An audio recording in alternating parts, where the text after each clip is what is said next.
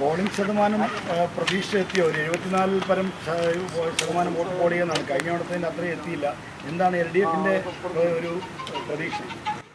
LDF എന്ന നിലയിൽ തിരഞ്ഞെടുപ്പ് സംബന്ധിച്ച് എനിക്ക് തോന്നുന്നു LDF കൺവീനർ അഭിപ്രായം പറയുന്നുണ്ടാവുമെന്ന്. LDFിൻ്റെ ഒരു വിലയിരുത്തലും മറ്റും അത്തരത്തിലുള്ള ചർച്ചകളിലേക്കൊന്നും കടന്നിട്ടില്ല. ഇന്നലെ രാവിലെ മണ്ഡലത്തിൽ നല്ല മഴയുണ്ടായിരുന്നു, പരക്കെ മഴയുണ്ടായിരുന്നു. അത്തരം കാര്യങ്ങളൊക്കെ കൊണ്ടായിരിക്കും തോന്നുന്നു ഒരുപക്ഷെ നിങ്ങൾ ഈ പറഞ്ഞ കുറവ്. അതും അന്തിമമായ കണക്കാണോ, ഫൈനലൈസ് ചെയ്താണോ, ഇനിയും അതിലെന്തെങ്കിലും മാറ്റം വരുമോ എന്നുള്ളത് അറിഞ്ഞുകൂടാ. ഞാനത് അത്രയ്ക്ക് ശ്രദ്ധിച്ചിട്ടില്ല. ഒരുപക്ഷെ ഈ കാരണം കൊണ്ടായിരിക്കും തോന്നുന്നു നേരിയ കുറവുണ്ടായിട്ടുണ്ടാവുക. മറ്റ് കാര്യങ്ങളെക്കുറിച്ച് നമുക്കിപ്പോൾ ആധികാരികമായിട്ട് പറയാനാവില്ലല്ലോ. ഞാൻ ഇന്നലെ തെരഞ്ഞെടുപ്പ് കഴിഞ്ഞതിന് ശേഷം തന്നെ പ്രതികരിച്ചിരുന്നു. അതുതന്നെയാണ് ആവർത്തിക്കാനുള്ളത്. നല്ല പ്രതീക്ഷയാണ്, നല്ല വിജയപ്രതീക്ഷയാണ്. മികച്ച വിജയം LDF നേടും എന്ന് തന്നെയാണ് തെരഞ്ഞെടുപ്പ് കഴിഞ്ഞപ്പോഴും ആ അഭിപ്രായമാണ് പറഞ്ഞിട്ടുള്ളത്. അതിൽ യാതൊരു മാറ്റവുമില്ല. നിലമ്പൂരിൽ ഒരു മാറ്റം പ്രകടമായിരുന്നു. തീർച്ചയായിട്ടും LDFന് മികച്ച വിജയം നിലമ്പൂർ നൽകും എന്ന ഉറച്ച പ്രതീക്ഷയാണ് ഉള്ളത്.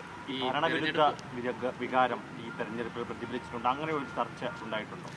തെരഞ്ഞെടുപ്പ് രംഗത്തെങ്ങും അങ്ങനെ ഒരു പ്രതികരണമേ ഉണ്ടായിട്ടില്ല. ഇപ്പോൾ തെരഞ്ഞെടുപ്പിൽ ഏതാണ്ട് 20 ദിവസം പ്രചരണ രംഗത്ത് വ്യത്യസ്ത വിഭാഗത്തിൽപ്പെട്ട ആളുകളുമായിട്ട് ഇടപഴകിയിരുന്നല്ലോ സ്ഥാനാർത്ഥി എന്ന നിലയിൽ. ഞാൻ മാത്രമല്ല, LDF പ്രവർത്തകരും എല്ലാ ജനങ്ങളുമായിട്ട് ഇടപഴകുകയാണ്. പക്ഷേ എവിടെയും നിങ്ങളീ പറഞ്ഞതുപോലെ, നിങ്ങൾ ചോദിച്ചതുപോലെ സർക്കാർ വിരുദ്ധ വികാരമോ അല്ലെങ്കിൽ എന്തെങ്കിലും സർക്കാർ നടപടികളോടുള്ള വിപ്രതിപത്തിയോ ഉണ്ടായിട്ടേയില്ല. മറിച്ച് പല കാര്യങ്ങളിലും ഇപ്പോൾ ക്ഷേമ പെൻഷൻ വാങ്ങുന്ന ആളുകൾ, ലൈഫിൽ വീട് കിട്ടിയിട്ടുള്ള ആളുകൾ ഇത്തരത്തിലുള്ള പ്രവർത്തനങ്ങളെ പിന്തുണയ്ക്കുകയും അത്തരം കാര്യങ്ങൾ ഇനിയും കൂടുതൽ ശക്തമായിട്ട് നടത്തണം എന്ന അഭിപ്രായം പറയുകയും ചെയ്യുന്ന അനുഭവമാണ് ഞങ്ങൾക്ക് അനുഭവപ്പെട്ടത്. അത്തരത്തിലുള്ള പ്രതികരണങ്ങളാണ്. കഴിഞ്ഞ 2 ദിവസങ്ങളായിട്ട് UDF വലിയ രീതിയിൽ പ്രചാരണം നടത്തിയത് MV ഗോവിന്ദ പ്രസ്താവനയായിരുന്നു.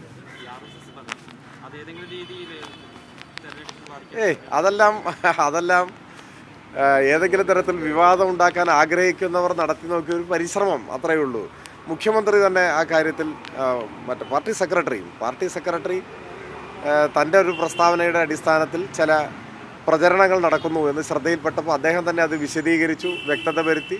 അതിനുശേഷം സാന്ദർഭികമായി മുഖ്യമന്ത്രി ആ ചരിത്ര പശ്ചാത്തലമെല്ലാം അർത്ഥശങ്കയ്ക്കിടയില്ലാത്ത വിധം വ്യക്തത വരുത്തിയിരിക്കുന്നു, കൃത്യത വരുത്തിയിരിക്കുന്നു. അതോടുകൂടി ദുർവ്യാഖ്യാനം ചെയ്യുന്നവർക്കും പ്രചരണം നടത്തുന്നവർക്കും അവർ നിസ്സഹായരായി പോകുന്ന സാഹചര്യമാണ് ഉണ്ടായത്. അതൊന്നും വേറെ ഏതെങ്കിലും തരത്തിൽ ദുർവ്യാഖ്യാനം നടത്തുന്നതാണ്, പ്രചരണം നടത്തുകയാണെന്ന് പറയുമ്പോഴും പാർട്ടിയുടെ ഏറ്റവും മുതിർന്ന നേതാക്കളിൽ ഒരാളാണ്, പാർട്ടിയുടെ സംസ്ഥാന സെക്രട്ടറിയാണ്. താത്വികമായി എല്ലാ കാര്യത്തെയും ഗ്രഹിച്ച് നന്നായി പറയുന്ന ഒരാളുടെ ഭാഗത്ത് നിന്ന് ആവർത്തിച്ചു പറയുകയാണ്, ഞങ്ങൾ 97-ൽ അങ്ങനെ ഒരു ബന്ധം നടത്തിയിട്ടുണ്ട്, 97-ലും 96-ലും ഒക്കെ അത്തരത്തിലൊരു ഇടപെടൽ നടത്തിയിട്ടുണ്ട്, അങ്ങനെ നടത്തിയ കാര്യങ്ങൾ പറ്റില്ല എന്ന് എന്തിനാണ് ഞങ്ങൾ പറയുന്നത്?